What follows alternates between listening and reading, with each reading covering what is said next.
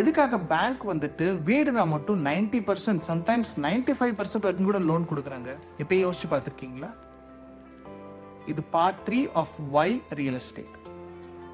நீங்க வந்துட்டு ஒரு பிஸ்னஸ் பண்ணணும்னு போயிட்டு ஒரு லோன் கேட்டீங்கனாலோ இல்லை ஒரு பர்சனல் எக்ஸ்பென்ஸ்க்காக லோன் கேட்டீங்கனாலோ பேங்க் வந்துட்டு they are not ready to give so much மணி. இதே வந்து நான் வந்துட்டு ஒரு 1.5 மில்லியனுக்கு ஒரு ப்ராப்பர்ட்டி வாங்க போறேன், எனக்கு 90% லோன் கொடுங்க, உங்களை சம்பளம் எல்லாம் பார்த்துட்டு வந்துட்டு ஈஸியா கொடுத்துருவாங்க. You know why? ஏன்னா நம்ம வாங்குற அசெட் அது மாதிரி. ப்ராப்பர்ட்டி வீடுன்றது தான் most tangible asset. Banks feel as a very safe asset. அதோட ரிஸ்க் அவங்களால ஈஸியா மேனேஜ் பண்ண முடியுது. இந்த லைன் நீங்க கேள்விப்பட்டிருக்கீங்களா? பேங்க்ஸ் ஆல்வேஸ் வின் சொல்லிட்டு. Because banks are very good in assessing risk. அவங்களோட ரிஸ்கை எப்படி அசஸ் பண்ணி அதை மேனேஜ் பண்றதுன்றது bank as an institutions are really good.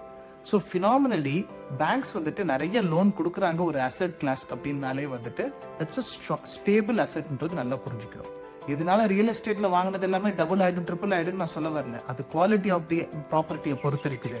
But in terms of stability ஈஸியா உங்களால என்டர் பண்ண முடியும். உங்களால வந்துட்டு பேங்க்ஸ் வந்து உங்களை நம்பி லோன் கொடுக்கும் அப்படின்னா வந்துட்டு இதுக்காக பேங்க்ஸே உங்களுக்கு நிறைய லோன் கொடுக்குறாங்கன்னா then you can understand the value of the real estate that you are going to be buying.